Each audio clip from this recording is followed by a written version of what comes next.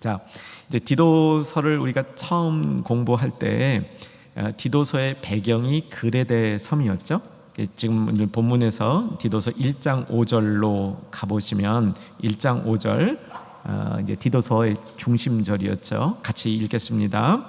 내가 너를 그레데에 남겨둔 이유는 남은 일을 정리하고 내가 명한 대로 각성의 장로들을 세우게 하려 함이니. 자, 이제 사진들을 보면서 한번 생각해 볼게요. 이제 그레데 지도를 올려주시면 고르틴이라는 장소가 그레데의 중심에 있는데 해안가에 있지 않고 섬 중앙에 있는 것이 특징이었다 말씀드렸고요. 부채꼴로 조금 진한 부분이 있는데 이 지역이 파이두스라는 지역인데 이 지역이 인구 100만에 해당하는 밀집 지역이다. 저기는 파기만 하면 유적입니다. 그런 지역이고요. 자, 고르틴 안에 디도 기념교회가 있는 것 사진으로 보여드렸었습니다. 이런 거대한 건물이고요. 이건 주후 4세기에 지어진 교회 당이죠. 지금은 이제 유적으로 남아 있습니다. 다른 각도에서 보시면 이렇게 되고요. 또 다시 봐주시면 이렇게 사람들 보면 얼마나 큰지 이해가 되고요. 또 한 번 더 다음 그림 봐주시면 이제 멀리서 본 거죠. 길가에 있습니다. 이런 디도 유적지가 고르틴에 남아 있죠.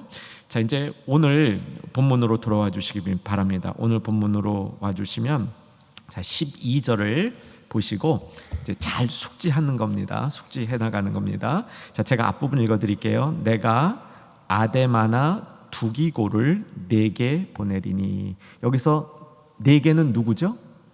디도에게 보낸 겁니다. 자, 퀴즈 합니다. 디도가 어디 있습니까? 그레데 섬에 있습니다. 그레데 섬에 두기고나 아데마나 두기고 중에 한 사람을 보낸다. 이 무슨 의미예요? 너를 대신한단 말입니다. 너를 대신할 사람을 보낼 테니까 너는 그 다음 뭐라고 되는지 같이 읽겠습니다. 대기를 보내리니. 그때 시작. 그때 내가 급히 니고볼리로 내게 오라. 내가 거기서 겨울을 지내기로 작정하였노라. 무슨 뜻이냐면 너를 대신할 사람이 갈 테니까 누군지는 아직 결정 못했는데 그 사람이 도착하면 너는 급히, 요즘 말로 말하면 냉큼 어디로 오라고요? 니고볼리로 오라. 거기서 나랑 만나자는 겁니다. 여러분, 이 뉘앙스를 생각해 보면 바울이 니고볼리에 먼저 도착할 예정이라는 걸 감잡을 수 있죠. 내가 먼저 가 있을 테니까 네가 나에게 합류해라, 그런 얘기고요. 그 다음에 뭘 같이 하자 그럽니까? 거기서 겨울을 지내자. 내가 그 뜻을 정했다, 이렇게 얘기하고 있는데, 자, 한번 추측을 해보세요. 겨울 동안 뭐 하자는 겁니까? 1번 겨울잠 자기, 2번 선교. 뭐 하자는 겁니까? 선교하자는 겁니다. 그래서 오늘 선교의 지경을 넓히자는 거죠. 그래서 겨울 동안 겨울잠 자는 게 아니라 거기서 같이 선교하는데, 자, 이 의미를 보면 바울이 굉장히 급하다는 게 느껴지지 않습니까? 이걸 꼭 해야 되겠다. 그러니까 쉽게 얘기하면 그레데 섬에서 사역 잘하고 있는 디도를 차출하는 겁니다. 왜냐하면 니고볼리에서 일어날 일이 그레데에서 하고 있는 일보다 더 중요하다는 겁니다. 이해되셨습니까? 네, 이렇게 얘기하면 여러분이 조금 이해가 안 되실 수도 있는데, 목회 잘하고 있는 한교산 목사를 하나님이 선교를 위해서 차출하시면 어떻게 하겠습니까? 두 마음이 드시죠? 얼른 보내드린다? 못 가게 한다? 어떤 마음인지 잘 모르겠습니다. 당시에 하나님의 계획 가운데 디도는 그레데 섬을 잘 선교하고 있었지만, 목회하고 있었지만 이제 때가 됐으니까 너 나와라. 어디로 간다? 한 번 더, 어디로 간다?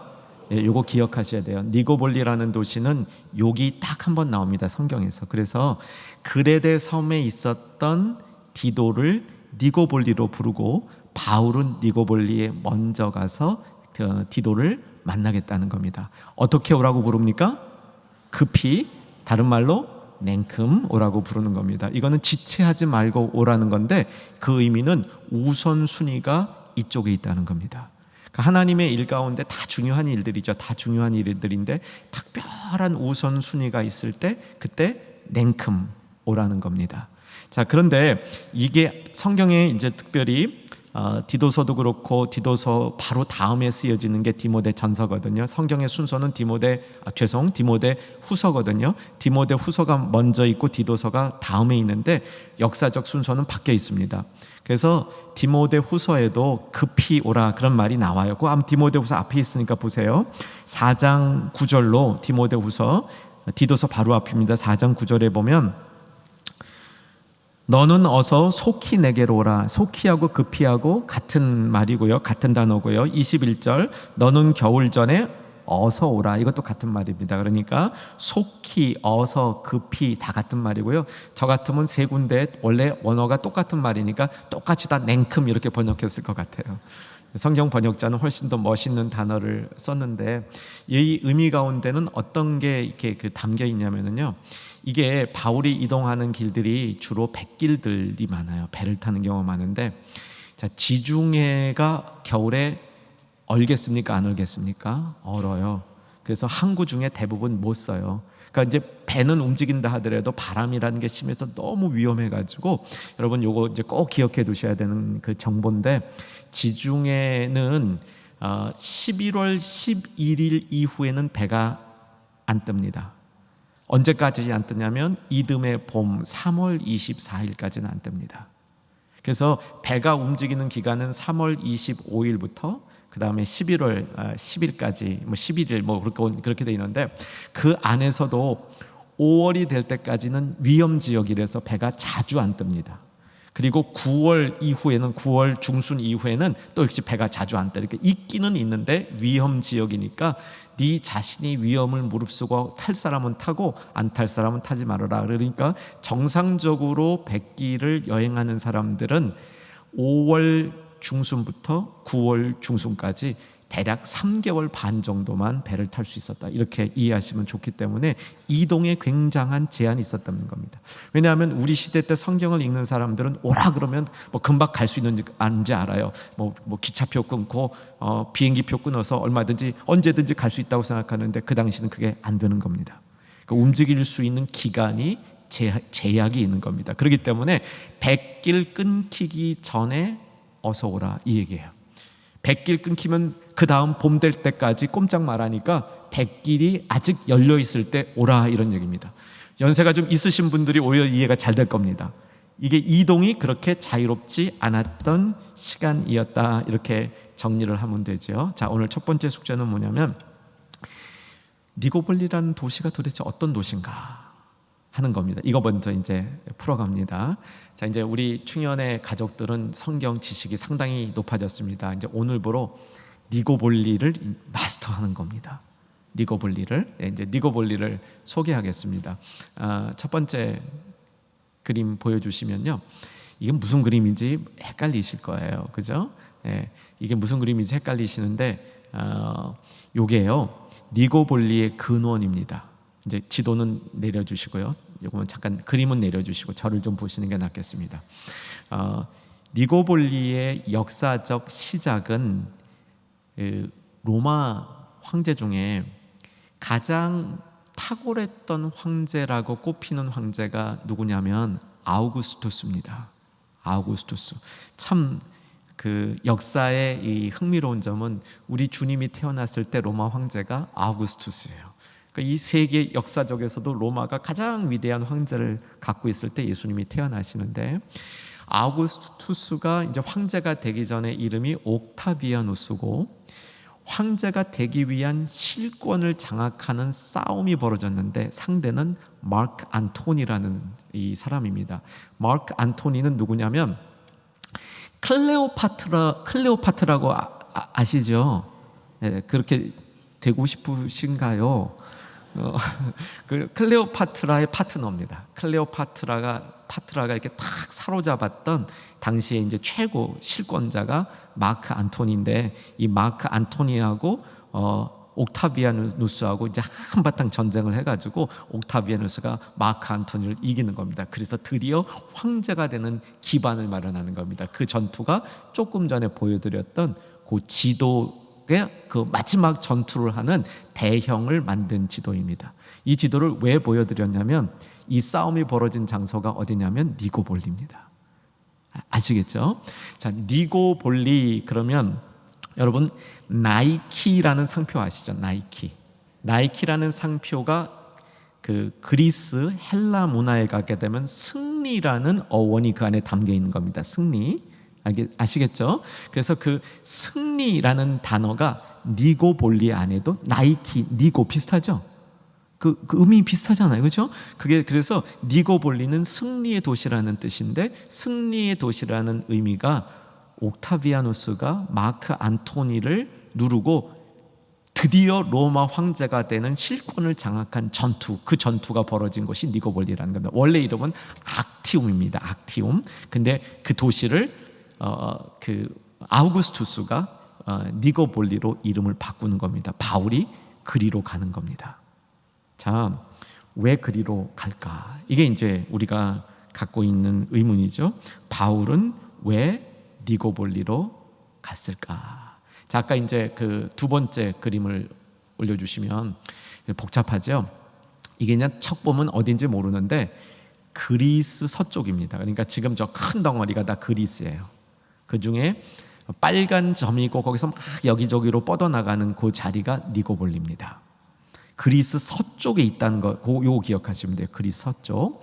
자, 아데네, 그 다음 고린도, 데살로니가, 빌립보 다 그리스인데 이건 다 동쪽이에요. 동쪽. 그러니까 그리스의 서쪽은 아직 전도가 안 된 곳이에요.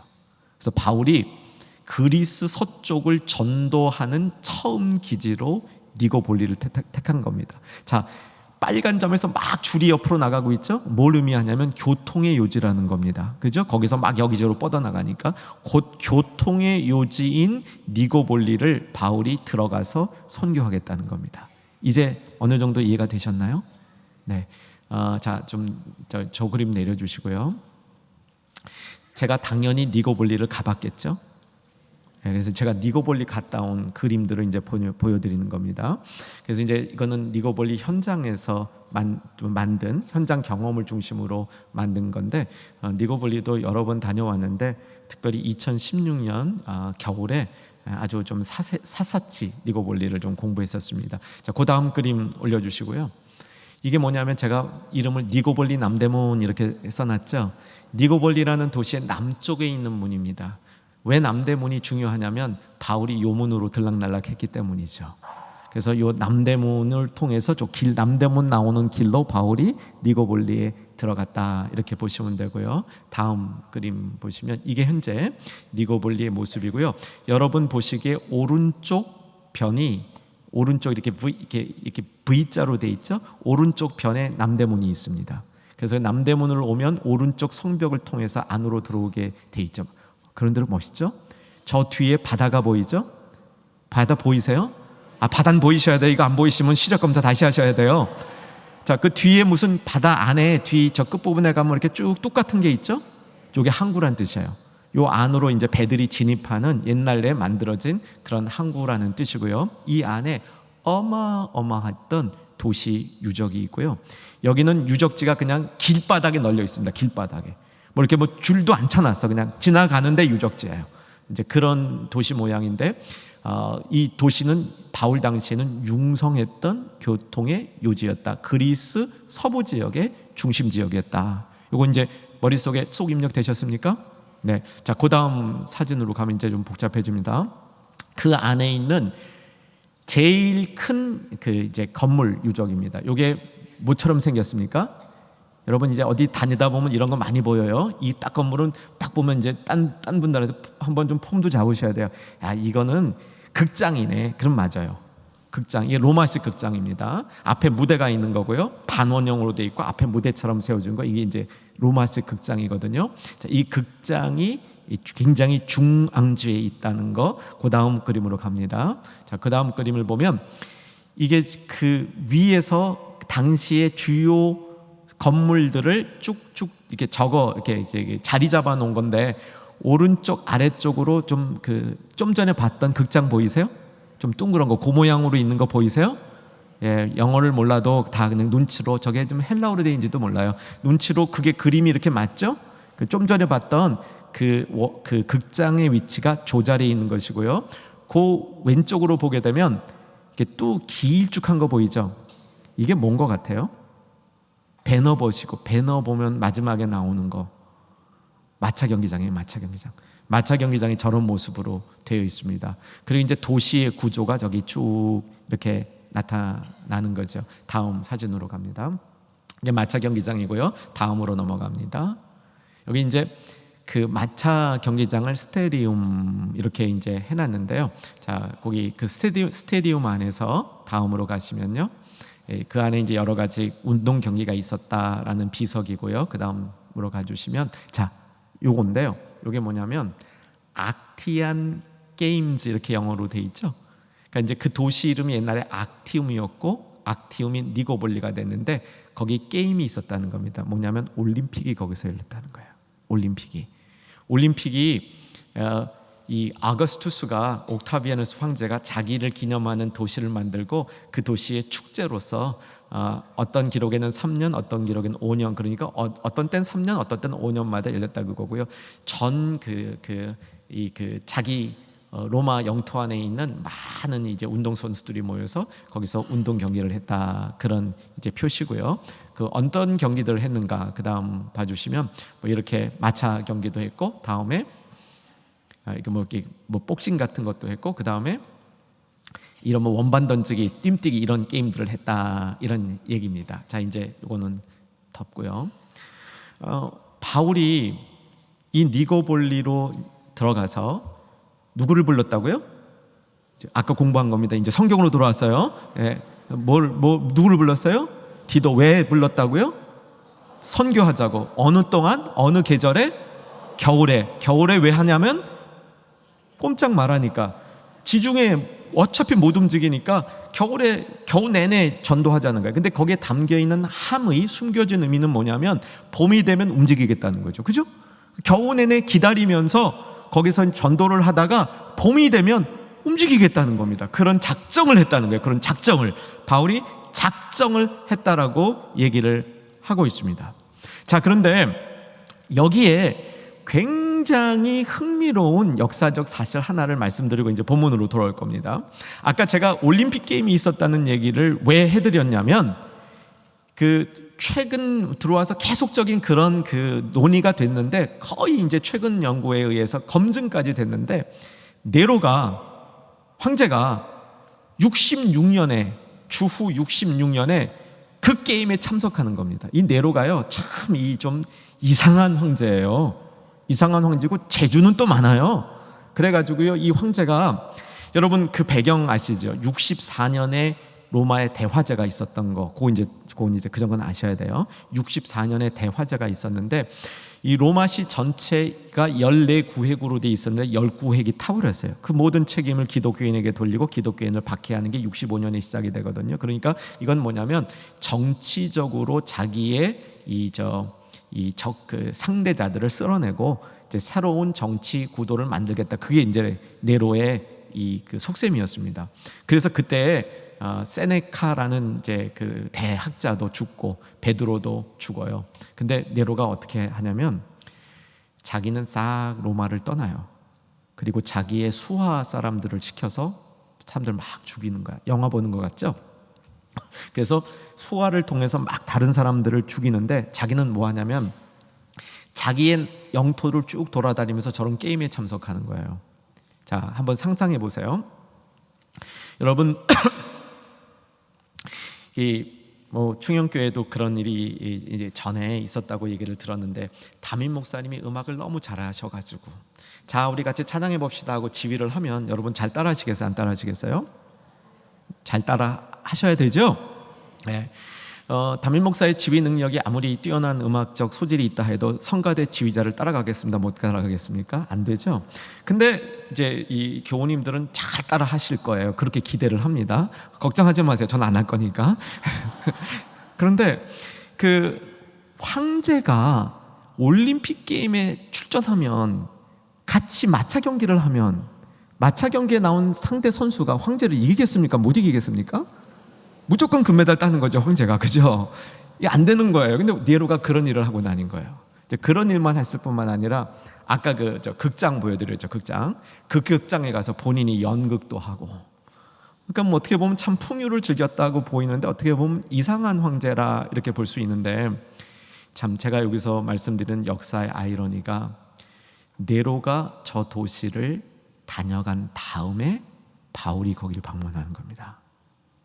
이걸 여러분이 이제 마음속에 살짝 기억해 두시면 좋아요. 그러니까 바울이 방문한 때가 네로가 방문한 직후에 그 겨울에, 그해 가을에 바울은 니고볼리에 도착하는 겁니다. 이런 역사적인 복선이 깔려 있죠. 자, 이제 다시 한번 12절로입니다. 12절 이제 같이 읽으시면서 좀 이해가 되는지 봐야 됩니다. 읽겠습니다. 내가 아데마나 두기고를 내게 보내리니 그때 내가 급히 니고볼리로 내게 오라. 내가 거기서 겨울을 지내기로 작정하였느니라. 자, 무엇을 작정했을까요? 아까 우리가 살펴본 대로 그곳에서 전도하기로 작정을 했고, 그 지역은 아직 전도의 손길이 미치지 않은 지역이었다는 것이죠. 이걸 보면 정말 바울이 선교에 꽂힌 사람이라는 게 나타나요. 그래서 무엇을 해도 선교하는 쪽하고 관련이 있었던 것 같아요. 이제 이 배경을 여러분하고 이제 조금 나누는데, 이 배경을 다 설명하려면 너무 길어요. 그래서 이제 딱 이제 잘라버리고 결론만 얘기를 하는데, 바울이 니고볼리에서 겨울을 지내고 봄이 되면 어디론가 배 타고 가겠죠. 어디로 갔을 것 같으세요? 로마로 갔어요. 왜냐하면 지도를 잘 연구해 보면 니고볼리에서 로마로 들어가는 길이 제일 가까워요. 자, 한번 지도 보여드리겠습니다. 이 지도 끝에 보면 니고볼리 확인되셨습니까? 네, 고린도 보이세요? 그 옆 밑으로 사선으로 내려오면 고르틴 그레데 보이세요? 예, 그 고르틴에 있던 바울이 제가 추정해 놓은 동선을 따라 고린도를 스쳐 지나서 니고볼리 백길로 간 겁니다. 그래서 겨울을 지내고요. 자, 니고볼리에서 왼쪽 조금 이쪽 보면 브린디시라고 있죠? 예, 그게 로마의 큰 길, 로마 그럼 길이잖아요. 길은 어디로 통한다? 로마로 통한다. 그러니까 로마에는 길이 굉장히 잘 발달되어 있는데, 로마에서 시작해서 남쪽, 그러니까 서울에서 부산 여기까지 경부고속도로, 우리나라 일본 고속도로죠. 경부고속도로처럼 로마의 황제들이 로마에서 브린디시까지 아주 그냥 이 돌로 만든 길을 쫙 냈습니다. 그 길이 이름이 아피아예요. 아피아 가도라는 거예요. 이게 나중에 그 베드로가 그 아피아 가도를 타고 도망가고 막 그러는 아주 유명한 로마의 길인데, 그 아피아에 끝나는 지점이 브린디시입니다. 그러니까 니고볼리에서 배 타고 제일 빨리 들어갈 수 있는 도시가 브린디시예요. 그래서 거기서 육로로 이동해서 로마에 바울이 들어갔을 것이다, 이겁니다. 그래서 작정을 했다. 이 말 가운데는 바울이 니고볼리 선교를 마치고 로마로 들어갈 작정을 했다, 이런 뜻입니다. 자, 바울이 로마에 들어가기로 작정했다. 이 의미는 뭘까요? 이때가 어떤 때라고 아까 말씀드렸습니까? 박해가 막 하는 거예요. 네로가 로마에 있는 자기 반대 사는 사람들 죽이라고 명령해 놓고, 살육하라고 명령해 놓고 자기는 밖에 쭉 돌고 있는 그때였어요. 그때 바울은 바로 그때 로마로 들어가는 겁니다. 왜 들어갑니까? 로마에 있는 성도들 때문에 들어간 겁니다. 로마에 있는 교회가 박해를 당하고 있기 때문에 그 박해당하는 성도들을 홀로 둘 수가 없어서 바울이 들어가는 겁니다. 베드로가 어떻게 됐어요? 순교했어요. 베드로가 순교해서 베드로가 로마에 없는 겁니다. 리더가 없는 겁니다. 바울은 그 상황을 보면서 도저히 그 성도들을 혼자 놔둘 수 없었기 때문에 자기가 그 들어가는 길이 얼마나 위험한 길인 줄 알면서 겨울 내내 선교하다가 봄 되기를 기다리면서 선교하다가 그 다음에 어떻게 된 거예요? 로마로 들어간다는 거예요. 사랑하는 여러분, 우리에게도 이런 복음을 향한 열정이 있었으면 좋겠습니다. 그런 바울의 모습을 보면서 우리 안에도 우리가 작정하고 결심하는 일이 주님의 일이 될 수 있기를 주 안에서 한번 소망해 보시기를 바랍니다. 내가 돈 벌기로 작정했습니다. 내가 우리 자녀들 출세시키기로 작정했습니다. 내가 어디서 인정받기로 작정했습니다. 시의원 뽑히기로 작정했습니다. 이런 작정이 아니라 정말 우리가 주님 나라 위해서 무엇인가 하겠다는 작정. 여러분, 오늘 좀 은혜를 받았으면 좋겠습니다. 그래서 나의 인생 가운데서도 이제 나의 남은 시간 얼마나 될지 모르는데 그 기간 동안 정말 주님 위를 위해서 내가 작정하는 이 메시지가 나한테 주어지는 성령의 음성이라면 나도 작정할 수 있는 그런 이 시간이 될 수 있기를 주 안에서 기대해 봅니다. 이게 금요 집회를 통해서 그레데를 뒤집으라. 이 바울이 그레데를 뒤집었는데 사실은 그레데만 뒤집는 게 아니에요. 바울의 이 마음 가운데서는 전 세계를 뒤집는 겁니다. 전 세계를 뒤집어서 로마에 들어가서 자기가 죽을 거를 각오했기 때문에 그해 겨울도 아꼈던 거예요. 그 겨울 때 그럼 내가 뭐 해야 될 거냐? 가장 로마에 들어가기 쉬운 장소에, 거기에 복음이 안전해진 장소에 가서 겨울 내내 복음을 전하는데, 이 복음을 전하려니까 일꾼이 필요한 겁니다. 혼자 안 되는 거예요. 그래서 그 일꾼 중에 제일 좋은, 제일 적격자를 뽑으니까 디도인 거예요. 디도. 왜냐하면 디도가요, 그레데 바울이랑 같이 가서 선교하다가 그레데를 혼자 남아서 제가 보기엔 한 2년 목회했어요. 2년 동안 그레데를 완전히 전도시켰어요. 그 디도를 차출하는 겁니다. 이건 뭐냐면 드림팀을 만드는 거예요. 드림팀. 여러분 드림팀 뭔지 알죠? 꿈 같은 팀. 그러니까 아주 최선의 팀을 만들어서 바울과 디도가 합작으로 협력하여서 겨울 내내 니고볼리를 선교하고 바울이 로마로 들어가서 이제 마지막 로마에서 로마 교회를 섬기다가 순교할 이 준비를 하는 겁니다. 자, 이제 여기에 또 아주 흥미로운 이 사실이 하나 있는데, 요거까지 하고 그 다음에 다시 이제 진도 나가겠습니다. 디모데 후서로 가세요. 바울이 로마 감옥에 갇혔습니다. 로마 감옥에서 쓰는 편지입니다. 그러니까 니고볼리 선교하고 로마에 들어가서 붙잡혀서 감옥 갇혔습니다. 그때 쓴 게 디모데 후서입니다. 오네시모로 방문하는 거 지난번 우리 설립 66주년 때 제가 설교했습니다. 오네시모로가 그 로마 감옥에 있을 때 방문한 겁니다. 오네시모로의 방문 때문에 바울이 힘을 얻어서 디모데 후서를 썼다, 이렇게 말씀드렸습니다. 디모데 후서를 쓸 때 어떤 내용이 있냐면 4장 9절과 10절. 9절 보시면, 9절 제가 읽어드릴게요. 너는 어서 속히 내게로 오라. 10절 복잡합니다. 여러분이 읽습니다. 시작. 데마는 이 세상을 사랑하여 나를 버리고 데살로니가로 갔고 그레스게는 갈라디아로. 그 다음 디도가 어디로 갔어요? 자, 이제 제가 이거 설명해 드릴게요. 달마디아가 어디냐면 니고볼리를 포함하고 있는 주입니다. 그러니까 달마디아의 수도가 니고볼리에, 다시 니고볼리로 보낸 거예요. 바울이 디도와 함께 니고볼리를 전도하고 같이 로마에 들어갔다가 자신은 감옥에 갇혀서 죽을 게, 순교할 게 확실시되니까 이 자기 옆에 있던 사람들 선교사로 또 보내는 거예요. 그때 디도는 어디로 보내요? 다시 니고볼리로. 여러분 이 그림이 그려지셔요? 자, 이 뒤에 편지 끝날 때 있는 정보들이 이게 필요 없는 것들입니까? 아니에요. 굉장히 중요한 정보들이 담겨 있는 겁니다. 바울이 이 선교를 작정했다. 여러분 오늘 기도하는 가운데 우리 하나님이 사랑하시는 우리 성도님들에게는 정말 주님을 위해서 내가 뭔가 작정하는, 나를 위해서 작정하고 내가 이를 악물고 살았던 인생이 지금까지의 모습이라면 이때 이후에는 주님을 위해서 더 큰 작정하리라. 이런 성령의 인도하심이 있기를 기대해 봅니다. 자, 계속 본문 더 공부합니다. 자, 이렇게 디도를 부르고 그 다음 이제 13절 14절을 가르쳐 주는데, 자 13절만 먼저 읽겠습니다. 시작.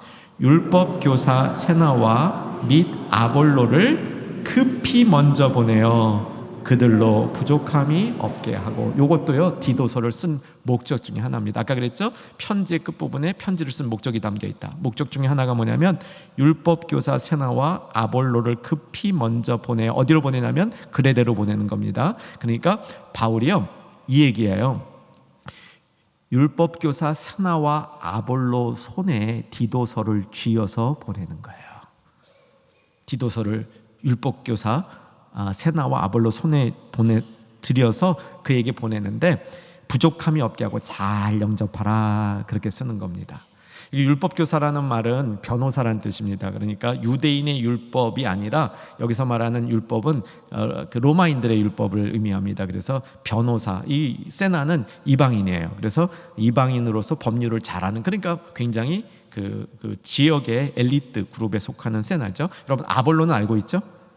여러분 아볼로는 알고 있죠? 자, 아볼로가 사도행전을 좀 핍시다. 아볼로 공부 잠깐만 복습하고 갑시다. 사도행전 18장 220쪽 사도행전 18장 잘 아는 것들입니다. 그저 우리가 이 시간에 잘 연결하기 위해서 복습하는 겁니다. 18장 24절입니다. 220쪽 사도행전 18장 24절. 여기 아볼로의 고향이 나옵니다. 읽겠습니다. 시작. 알렉산드리아에서 난 아볼로라 하는 유대인이 에베소에 이르니 이 사람은 언변이 좋고 성경에 능통한 자라. 자, 에베소에서 아볼로가 브리스길라와 아굴라를 만나서 더 영적인 이 도전을 받고, 좀 몇 절 더 읽어 나가면 27절 제가 읽을게요. 아볼로가 어디로? 아가야로 건너가고자 할 때, 이 아가야가 어디냐면 고린도예요. 그러니까 이제 어떤 데는 도시를 얘기하고 어떤 데는 그 지역을 얘기하기 때문에 두 개의 다른 이름이지만 결국 그 똑같은 겁니다. 그래서 에베소에서 브리스길라와 아굴라를 만나서 하나님에 대해서 더 잘 깨달은 아볼로가 어디로 가냐면 고린도로 가는 겁니다. 그래서 고린도서에 보면 이 사람들이요, 고린도 사람들이 참 정말 목회자가 볼 때는요, 고린도 성도 같은 사람들 만나면요 얼마나 힘든지 몰라요. 그냥 목회자들 사이를 경쟁시키는 거야. 바울이 잘났다, 아볼로가 잘났다, 게바가 잘났다 뭐 이러면서요, 이 바울은 뭐 그냥 좀 영성은 있는 것 같은데 대머리지, 이 외모가 형편없지, 말은 또 그냥 더듬지, 이게 잘 유창하게 말도 못하지. 아볼로 최고야. 아볼로는 말도 잘하고 매너도 좋고 이러면서 이제 이렇게 한 게 고린도에서 있었던 일이란 말이에요. 그렇죠? 그러니까 아볼로는 고린도랑 굉장히 관련 있는 인물이었다, 이렇게 보시면 되고요. 고향이 어디였습니까? 성경 퀴즈. 아볼로의 고향은 알렉산드리아. 자, 지도 보고 알렉산드리아 확인합니다. 지도 한 번만 더 올려주시고요. 제 얼굴만 나오면 안 되고 지도 한 번만, 마지막 지도. 예. 자, 거기 보시면 여러분 고린도 보이셨죠? 고린도에서 100길로 어디 갑니까? 고르틴 갔죠? 네, 아래쪽으로 내려왔어요. 고르틴에서 100길로 어디 갑니까? 알렉산드리아. 자, 알렉산드리아는 그 당시에 세계에서 두 번째 큰 도시. 어디 다음으로? 로마 다음으로 두 번째 큰 도시. 자, 여러분이 바울이라면 저 알렉산드리아를 선교할 꿈을 꿨겠습니까? 안 꿨겠습니까? 당연히 꿨죠. 근데 바울이 알렉산드리아에 간 기록은 없습니다. 대신 누굴 보낸 거예요? 아볼로와 세나를 보낸 거예요. 이 연결되셨어요? 근데 고린도에서 알렉산드리아 가려면 반드시 그레데 거쳐 가야 됩니다. 마치 옛날에 미국과 아시아를 왔다 갔다 하려면 하와이 거친 것처럼 반드시 그레데를 거쳐야 되기 때문에 그레데 가는 김에 편지 들려서 디도 손에 전달하고, 그 편지 속에 너 니고볼리로 오세요 라고 얘기한 다음에 그 다음에 아볼로 세나를 잘 대접해줘라. 이분들이 알렉산드리아 가서 선교 잘 할 수 있도록 도와드리십시오. 요 얘기한 겁니다. 그러니까 바울이 뭘 생각했는지 우리가 이 짧은 구절 가운데 많은 것들을 배울 수 있는 겁니다. 이제 정리합니다. 자, 14절 봅시다. 14절 같이 한 번 더 읽습니다. 시작. 또 우리 사람들도 열매 없는 자가 되지 않게 하기 위하여 필요한 것을 준비하는 좋은 일에 힘쓰기를 배우게 하라. 자, 이 문맥이 뭐냐면 아볼로를 알렉산드리아로 보내죠. 왜 알렉산드리아에 아볼로가 가야 됩니까? 아까 답 나왔잖아요. 뭐였어요? 고향이었잖아요. 고향 가서 전도하는 것만큼 이게 이 능력 있고 이 효과적인 전도가 또 어디 있어요? 왜 모르는 사람을 보내야 아는 사람이 가서 하면 편하지. 그러니까 알렉산드리아에 가서 전도하기에 최고의 인물은 누구냐? 아볼로예요. 근데 아볼로를 딱 보내는 거예요. 어쩌면 아볼로가 가겠다 그런지도 몰라요. 근데 바울이 그를 지원하는데 어디서 지원을 받냐면 그레데 섬을 통해서 지원을 받는 거예요. 자, 그러니까 그레데에 있는 교회들은 뭐예요? 자기네들이 이제 선교를 받았다가 전도를 받았다가 이제는 뭐예요? 선교를 돕는 사람이 되는 거예요. 야, 교회를 이렇게 정리하는 겁니다. 도움을 받던 교회가 도움을 주는 교회가 되도록 그레데 교회를 만들어 놓고, 그 다음에 그 알렉산드리아 선교는 바로 이 아볼로를 통해서 온전히 이루어질 수 있도록 계획을 세우는데, 자, 어떻게 바울이 얘기한지 보세요. 선교를 지원하는 것은 그레데에 있는 성도들 너희들에게 좋은 것이다, 이렇게 얘기하고 있는 겁니다. 너희들의 삶이 열매 없는 자가 되지 않게 하기 위해서 알렉산드리아로 가고 있는 아볼로에게 필요한 것을 준비하는 좋은 일에 힘쓰는 것을 배우게 하라. 이 배운다는 말은 무조건 이때 배우는 거는 논리로 배우는 게 아닙니다. 실천을 통해서 배우는 겁니다. 그러니까 실시해야 되는 거예요. 실시. 너희가 받은 대로 주라는 겁니다. 여러분, 우리 대한민국 교회가 왜 선교해야 됩니까? 아시죠? 예, 130년 전에 우리가 받았잖아요. 그죠? 보통 받은 게 아니에요. 그 얘기 가끔씩 나오잖아요. 얼마나 이게 정말 눈물 없이 받을 수가 없잖아요. 우리가 그렇게 받았기 때문에 우리가 줘야 되는 거예요. 우리 잘나서가 아니에요. 잘나서가 아니고 우리가 받은 게 있기 때문에 그 받은 거를 돌려주는 것이 진정한 성숙이고 열매라는 겁니다. 바울은 아주 초기부터 그레데 교회를 그렇게 훈련시켰죠. 좋은 일에 힘쓰게 하라. 자, 선한 일, 선한 영향력, 그 좋은 일을 힘쓰게 하라 라고 바울이 얘기하는 거고요. 자, 이제 마지막입니다. 필요한 것을 준비하게 해서, 필요한 것을 준비하게 하기 위해서.